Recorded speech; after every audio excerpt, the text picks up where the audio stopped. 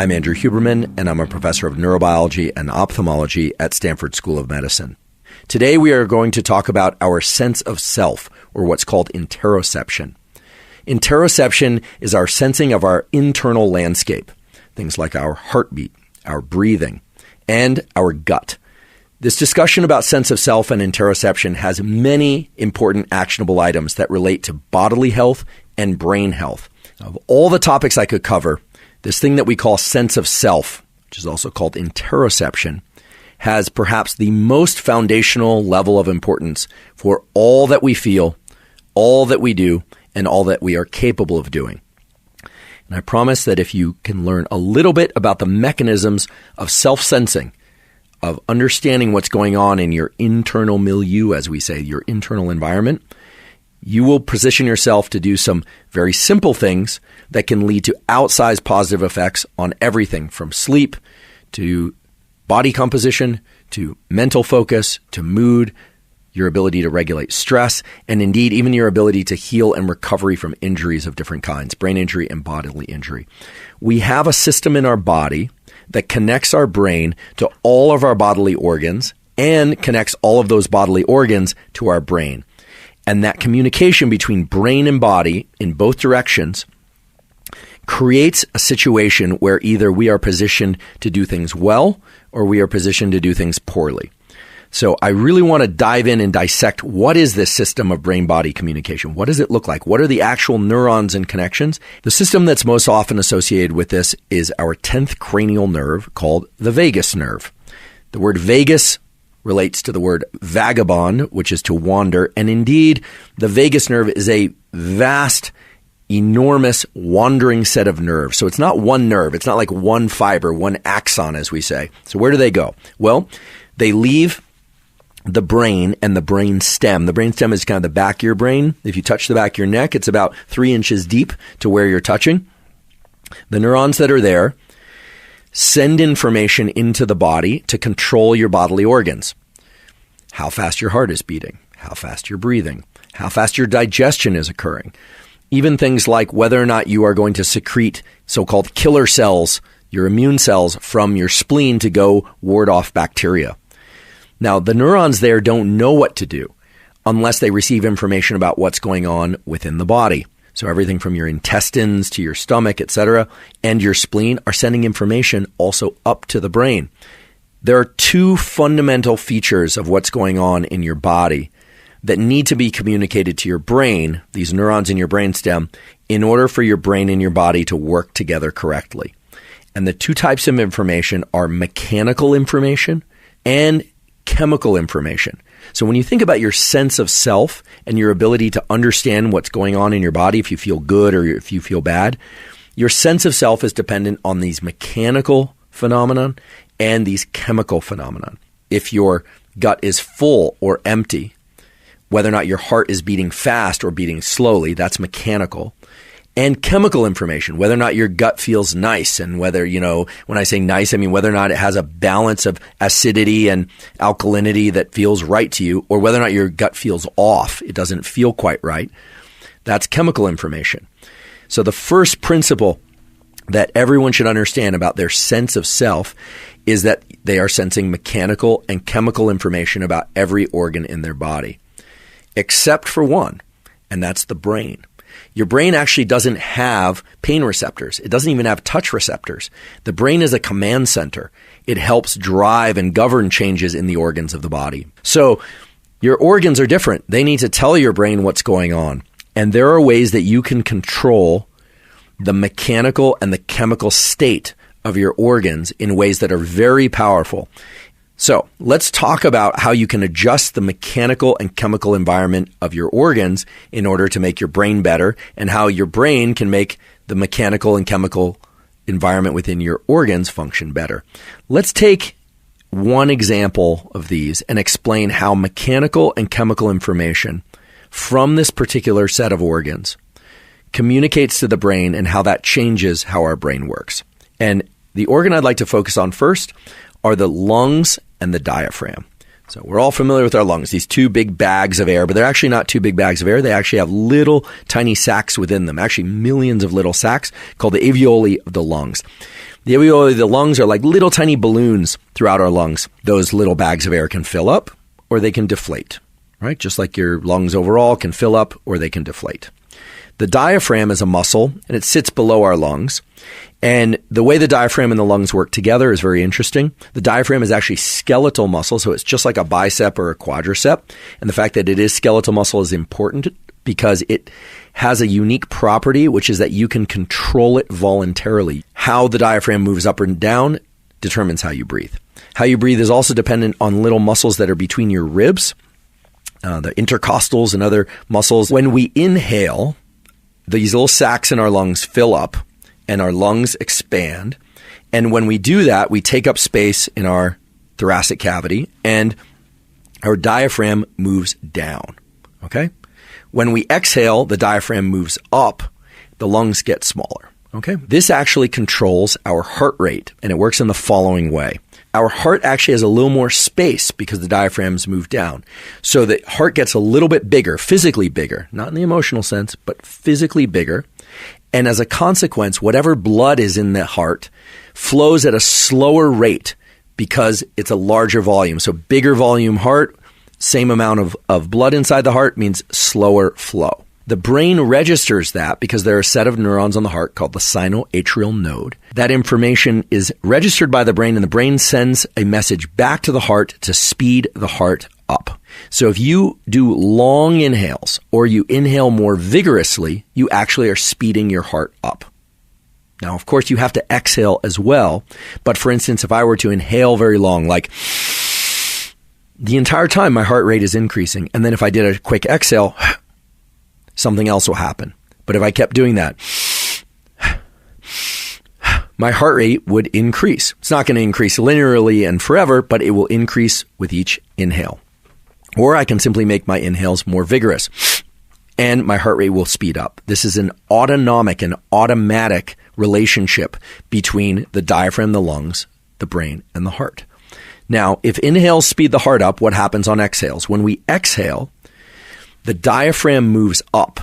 The heart has less space, meaning it gets a little bit smaller, which means that whatever volume of blood is inside the heart moves faster through that smaller volume. That information is sent to the brain via these collection of neurons called the sinoatrial node. The brain then sends information via the vagus nerve back to the heart to slow the heart down. So while inhales speed up the heart, exhales slow the heart down. And you can leverage this in a very powerful way to set the conditions of your mind. If you want to be more calm, emphasize exhales. And the simplest way to do this is to emphasize exhales through what's called a physiological sigh. 2 inhales followed by a long exhale. Those double inhales are kind of important because what they do is they maximally fill all those little sacs in your lungs. And then when you breathe out, you're exhaling as much of the carbon dioxide in your system as possible. When you make exhales longer, you're slowing your heart rate. You're calming down. The opposite is also true. If you inhale deeply or vigorously and then exhale less long or less vigorously, you will increase your level of alertness through these purely mechanical aspects of your interoception. It only takes 2 or 3 of those before you start to feel more alert. And that's because your heart rate is increasing. And actually, if you keep doing that for 25 or 30 breaths of inhale deep, short exhale, you will start to secrete a lot of adrenaline. You will actually feel as if you've had a couple of espresso. You will immediately wake up. Through purely mechanical means, changing the way that you breathe, emphasizing inhales or exhales or keeping them the same, will change the way that your brain works, how alert you are, and how well you function in anything. And again, this doesn't mean that breathwork has no value. It's just simply to say that long extended protocols of breathwork they are truly simply just an exploration of this fundamental relationship between the mechanics of your internal organs and your brain and how your brain controls those internal organs. So now I want to shift away from breathing and diaphragm and lungs and move toward another organ within our viscera, which is our gut. So this includes our stomach and our intestines, our esophagus, and so forth. It's been said before, both by me and by others, that we are but a series of tubes. And indeed, that's true. Believe it or not, every system in your body is a tube. Your brain is actually a tube that connects to your spinal cord, which is also a tube. Your digestive system starts with the tube at your mouth and, of course, goes down through your throat. And then you've got all the elements of the stomach and the intestines, and then it comes out the other end. So you are but a series of different tubes. Your vascular system, a series of other tubes. The way your digestive system works is to communicate to your brain about the status of the mechanical pressures along this tube, so within your stomach and your intestines, etc., and the chemical status of that tube at various portions within that tube, to inform your brain about how your brain should control that tube. So let's start with the mechanical sensing of your gut. If you drink a lot of fluid, or if you eat a lot of food, your gut will fill up. If there's a lot of that food, pressure receptors communicate to the areas of your brain that are involved in feeding and will say, don't eat anymore. You don't need to consume anymore. The converse is also true when these receptors signal to the brain that the gut is empty. So when you find yourself at the refrigerator, or you find yourself almost, manically trying to get food of different kinds, you're not even thinking about what you're eating because you're so hungry. In part, that's because the lack of food in your gut has sent that information to your brain and is driving particular fixed action patterns that are associated with eating. So if you've eaten anything, even if it's a small volume of food, in the last hour to 3 hours, it's actually a worthwhile practice to take a few moments, maybe 10, 20 seconds, and actually just try and concentrate on sensing the neurons in your gut and how full you are. The consequence of that is actually rather interesting. It's been shown that the consequence of that is actually that you can better override the signals of gut fullness or emptiness. So there are other ways that our guts communicate with our brain. It's not just our stomach talking to our brain. It's also our intestines talk to our brain. The Huberman Lab, the guy's name is Stephen Lieberlees. He runs a lab at Harvard Medical School. They discovered a category of neurons called the GLP-1R neurons. And those neurons send little wires down into the intestines and deep into the stomach, but mostly into the intestines. And they sense stretch of your intestines. And then those neurons send another branch. So they have a branch in one direction, senses what's going on in your intestines, and they have another branch that goes up from your neck into your brain to either trigger the desire to eat more or to stop eating. So these are really, really cool neurons, and they're basically stretch receptors. And in addition to that, the Lieberlees lab discovered neurons that detect nutrients themselves. These neurons are activated by the presence of fatty acids, amino acids. And as a third food item, sugars are coming from the foods that we eat. These neurons will fire a lot to the brain that says, hey, whatever you're doing up there, do more of it. Okay? Now, the sugars are a little bit cryptic because when I say sugars, or I say amino acids, or I say fatty acids, this has nothing to do with taste. In fact, beautiful experiments have been done by the Borges lab and by other labs showing that even if you numb the mouth, even if you gavage, which is it's a fancy word for basically tube feeding. You put a tube down in the gut, you just deliver the food to the gut so you get no opportunity to taste it. Sounds pretty awful. If you force feed by gavage or you numb the mouth, these neurons don't care about the mouth. They only care about the nutrients coming from these foods. And then they signal to the brain, hey, do that thing where you lift that object we call a fork or a spoon. Do that thing where you drink the milkshake. Do that thing where you move your mouth like this, not talking, but do that thing where you swallow. So that's how the nutrients in our gut control us. And this is why for people that experience extreme sugar cravings or even mild sugar cravings, replacing those foods with foods that have high levels of omega-3 or amino acids can reduce sugar cravings. And I've talked about this on a previous episode, but the point is, these neurons don't really know taste. They only know nutrients. And so you can work with that system. If you crave sugar, and I do believe that most, if not all of us, should be trying to limit, if not eliminate, simple sugars as much as possible most of the time, then things like high omega-3 foods, etc., maybe even want to supplement with fish oil or something similar to get omega-3s. There are other reasons for wanting to do that too. Can be very beneficial. And here's what we're talking about is interoception. It's your ability to sense your inner real estate, but in this case by way of chemical signaling, not by way of mechanical signaling. So now I'd like to talk about another aspect of gut chemistry that has profound effects on the brain as well as on the immune system. Your gut needs to maintain a certain level of acidity or alkalinity. For those of you without any chemistry background, basically the low numbers on the pH scale, that means more acidic. The higher the numbers, more alkaline. So more alkaline means more basic, and acidic means acidic. Your gut needs to be more acidic than essentially all other tissues of your body in order to function properly. Gastric juices are actually powerful modulators of brain state. Put differently, one of the best things that you can do to have a healthy brain, a well-functioning brain, and a healthy and well-functioning body is to maintain proper gut chemistry. And that's basically accomplished by getting the right level of acidity and alkalinity in your gut.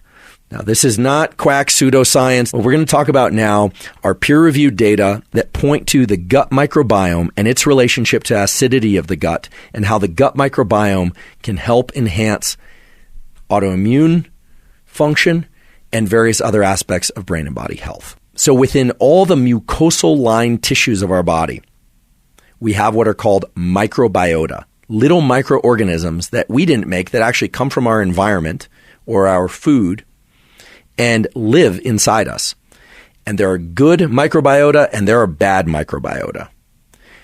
Whether or not we have good microbiota or bad microbiota depends on one thing. And that one thing is how acid or alkaline the given mucosal tissue is. What you essentially want to do is create an environment where the proper microbiota can thrive. Because when you do that, you greatly decrease what are called inflammatory cytokines. So these are things that are secreted both by cells within the body and cells within the brain to impact brain health and brain function and bodily health. The simple way to adjust these things in the proper ratios is to adjust your gut microbiome. The best way to adjust your microbiome is to ingest certain types of foods. There was a study done by my colleague Justin Sonnenberg at Stanford School of Medicine. They explored how different foods, or different diets, I should say, impact the gut microbiome and inflammatory markers. And what they did is they explored two types of diets. One is a high fiber diet, and they compared that to diets that were unchanged except for the inclusion of a few to a few more servings of fermented foods each day. And the takeaway message from this study is that the fermented foods far outperformed the high fiber diet. The bigger message is that all of us should be ingesting on a regular basis, daily basis, fermented foods of different kinds. And why I say that is because the inflammatory markers went down. The markers of autoimmune disruption went down. And the chemistry of the gut, therefore, was adjusted in the appropriate ways. And it's been shown in other studies that when the correct gut microbiota are present and these inflammatory markers are reduced, cognition improves, so ability to focus, ability to sleep, ability to ward off infection, and wound healing all enhanced. So while today is about interoception, we're talking about sensing, we're also talking about subconscious sensing. And we're talking about subconscious sensing of the milieu of the body. When the milieu of the gut and the body is right, then the brain and the immune system function very well. It's very clear that's fermented foods, and that's keeping the stomach slightly more acid than one might think you would want to. So now I want to talk about two other forms of mechanical and chemical sensing that we very much can detect at a conscious level. And those are fever and barfing. So let's talk about barfing first. Barfing, aka vomiting, is when the contents of your guts run in reverse, meaning when they go up from your stomach, out the esophagus and mouth, and onto whatever surface happens to be in front of you. It's a terrible thing. Nobody likes to do it, but it's a very interesting aspect to our biology because it reveals a beautiful and absolutely fundamental relationship between our chemistry and our brain. So your brain is actually locked behind a gate, and that gate is not your skull. That gate is the so-called blood-brain barrier. It's absolutely fundamental that only certain molecules get across the blood-brain barrier and that others don't. And the reason for that is that most all 99.9999% of your neurons do not regenerate. I don't care what you've read, especially in the news recently, about how psychedelics cause neurogenesis, because they don't. It's absolutely wrong. Psychedelics have effects on brain plasticity, but they have nothing to do with neurogenesis, at least no data support it. But because you can't make new neurons, you also can't damage the ones you've got, or you shouldn't as much as possible. And that's why you have a blood-brain barrier, or a BBB. So the BBB, as it's called, prevents substances from getting to the brain. However, like any fence, it is not always uniform along its length. And there are little spots within that fence where chemicals can sneak across to the brain. But through a beautiful design of some sort, there are little holes in that fence, and there are little neurons that sit right behind those holes. And those neurons sense what the chemistry of the blood is. So I'm guessing you probably didn't imagine that today's discussion about sensing the self would be sensing your own blood, but you do. There's a little area of your brain that's little indeed, but is very, very important, called area postrema. Postrema. An area postrema is an area of the brainstem that sits right next to another brain area called the chemoreceptor trigger zone. And when the contents in your bloodstream are of a particular kind, meaning when there are pathogens or it's too acidic, the neurons in area postrema and the neurons in the chemoreceptor trigger zone trigger a bunch of motor reflexes in the abdominal wall that make you barf. Okay? The feeling that you need to throw up is triggered by these neurons in the brainstem, and those neurons in the brainstem are triggered by the presence of certain chemicals. And the reason why you don't have any blood-brain barrier at that location is because postrema has to be there like a crossing guard, making sure that everything that's coming through the blood is okay. And if it even senses just the tiniest bit that things are off, it's going to trigger that reflex. Some people, the memory of or the thought of something like blood or vomit, or use your imagination, can actually trigger the vomit reflex. And that's because these neurons in area postrema are very sensitive to prior experience of interactions with negative things.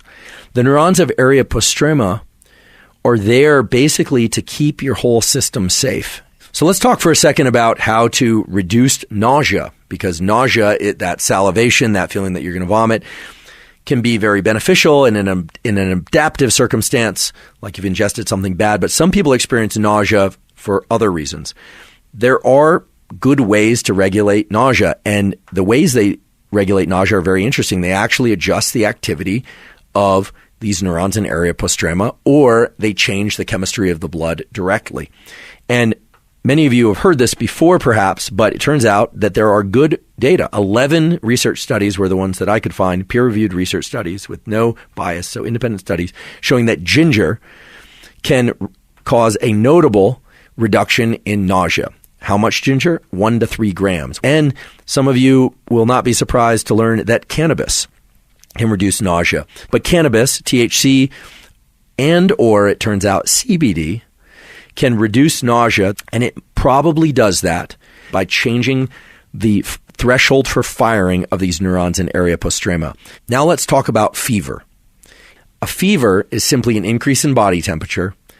That increase in body temperature is triggered by neurons in the brain, and those neurons in the brain are triggered by the presence of particular things in the bloodstream.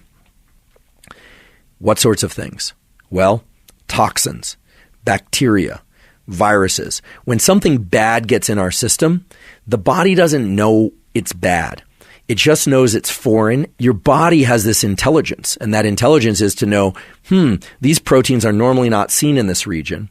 And then your body, or the cells there, I should say, will release something that then will travel to the brain and will trigger an increase in body temperature so that your body cooks the bad thing or the cause of the bad thing. It's really a beautiful adaptive mechanism. So what's beautiful about the fever mechanism is that it looks a lot like the barfing mechanism. Basically, you have a set of neurons that sit near the ventricles. You are a tube, a series of tubes, and your brain has a hole down the middle, and it extends down to the bottom of your spinal cord. At the front, it's called the ventricles, and you have one ventricle, the third ventricle. Along that third ventricle, there are little neurons that can sense what's in the cerebral spinal fluid that fills the ventricle. So in other words, you have neurons that are sensing the chemistry of your cerebral spinal fluid and that have access, therefore, to the chemistry of your body, because that cerebral spinal fluid is going up and down the brain and spinal cord, but into that cerebral spinal fluid are signals about the various chemicals within the body. So this is not a mechanical system. This is a chemical system. Remember, we're talking about mechanical information and chemical information accessing the brain. The neurons that line these ventricles with cerebral spinal fluid go by a particular name. They're called circumventricular organs, meaning near, circumventricular, near the ventricles. And you have these organs, and there's a set of neurons that has a really cool name called the OVLT. I don't know why I like that, but I just like it. It's the organum vasculosum of the lateral terminalis. Organum vasculosum lateral terminalis, OVLT, are the neurons that respond to toxins and bad stuff in your bloodstream, however minor or major. What's going to happen is when those OVLT neurons are activated because you have something bad in your body or something bad is happening in your body, they communicate with an area of the brain called the preoptic area of your hypothalamus, and the preoptic area cranks up your temperature and tries to cook that bad thing. Now, it's worth talking about fever for a moment and talking about thermal regulation, because I think this actually could save some lives. So if you are overheated to a point where, you're getting up past 102 or 103, it's going to vary depending on person to person and certainly age. Kids, some people can tolerate higher levels of fever than adults, but look, you always want to be cautious about heating up the brain too much, because once those neurons are gone, they do not come back, and neurons do not do well in very high temperatures. Once your body temperature starts getting up to 102, 103, certainly 104, you are starting to enter serious danger zone. This can happen through exercise in hot environments or an inability to escape heat because you don't have covering or adequate ventilation or cooling. It can also be because of excessive fever for whatever reason. A lot of people think the way to deal with this is to put a cool compress on the back of the neck or to cool the torso. It's very clear that that's the wrong response to try and cool off the body. If you put a cold towel or you put an ice pack on the back of the neck, what you effectively do is cool the blood that's going to the brain. And if you do that, then your brain will react by turning up the crank in, so to speak, on the neurons in the preoptic area, and will heat you up further and can cook your brain and organs further. So what you want to do is, as I've talked about before, you want to cool the bottoms of the feet, the palms of the hands, and the upper part of the face. Now, you can also cool the rest of the body, but it's not okay to just stay under the covers and just cool, the neck or something like that. You really want to try and create a systemic or whole body cooling if the goal is to bring fever down. Now I want to turn our attention to interoception as it relates to feelings, the way that interoception is most commonly described. And I want to highlight a term that many of you have probably heard, which is the vagus nerve. We talked about vagus a little bit earlier, but the vagus nerve, this vagabonding, wandering nerve, is involved in everything I've talked about up until now.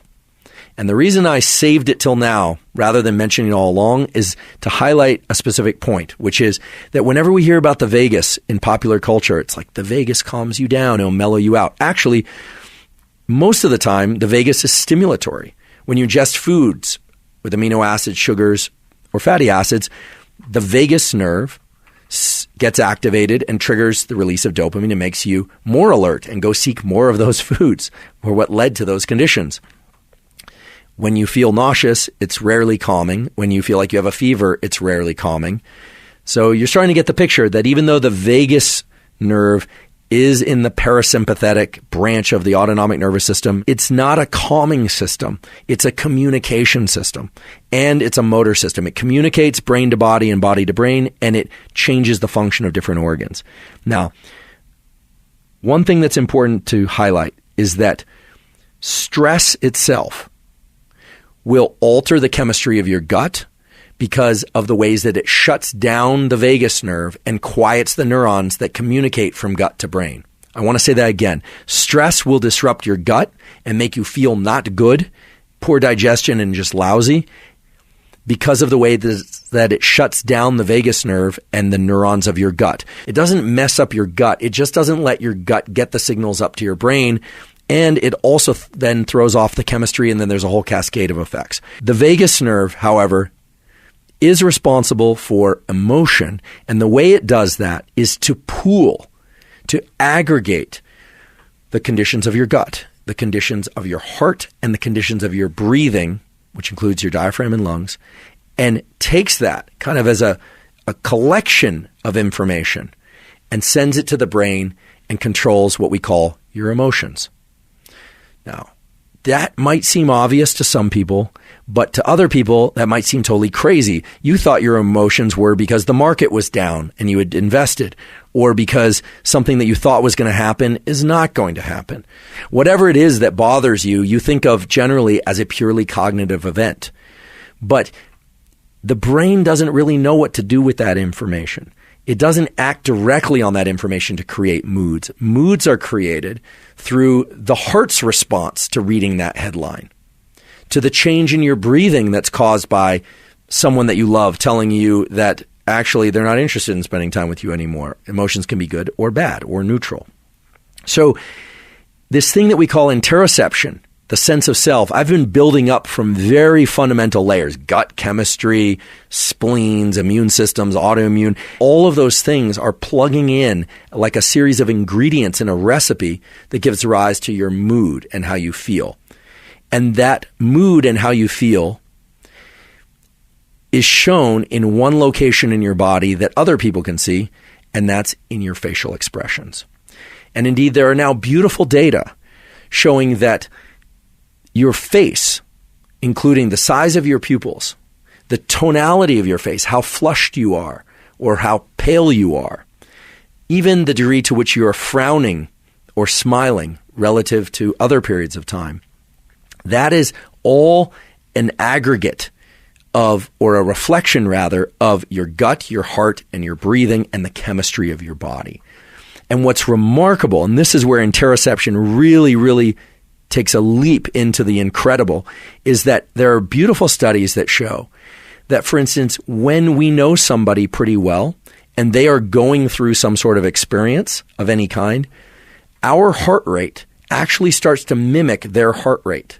Our breathing starts to mimic their breathing, even if we aren't conscious of their breathing. Somehow, human beings are able to register the internal state of other beings, and I think probably for animals too, but certainly for other humans, even at a distance. And so your sense of your internal landscape is linked to others. Now, you can enhance this interoceptive capacity for how you feel and how others feel. In other words, you can start getting a better readout of your internal state by doing a simple exercise, what is really a tool, and that is to learn to sense your heartbeats. And I think this is one of the reasons why meditation is powerful. When you stop taking in exteroceptive information from the outside world, by closing your eyes and focusing inward, as they say, you start paying attention to your breathing cadence. You start directing your mind's attention to your heart rate. And if you can start to perceive your heart beating, you actually are very quickly strengthen the vagal connections between the body and the brain. And so there's no real practice here. There's no breathe this way or do this thing, except to direct your awareness toward your heartbeat. And some people can get very good at this very fast. Most people find that just by doing this for a minute or so every once in a while, they start to tap into this sixth sense. They start to notice when they don't feel quite right about something or somebody or some situation. So this interoceptive awareness can be tuned up. It used to be called vagal tone, but I think that term doesn't take into account all the other things that are going on with the vagus, so I don't really like that term. It's more of an interoceptive awareness. So what I've effectively tried to do today is to give you a window into this incredible relationship between your viscera and your brain and your viscera, all these organs of your body. And what I hope is that you'll appreciate that it's a system, that you aren't just a system of tubes. I said that in jest. I mean, you have a lot of tubes and you are a system of tubes, but that system of tubes is linked through the nervous system. And those links work in very specific ways. So whether or not you remember about piezos and all the GLP-1Rs and all that stuff, it doesn't really matter. What I encourage you to do is start sort of pushing and pulling on the various levers within this beautiful system that we call the interoceptive system, this sense of self. Thank you for your time and attention, and thank you for your interest in science.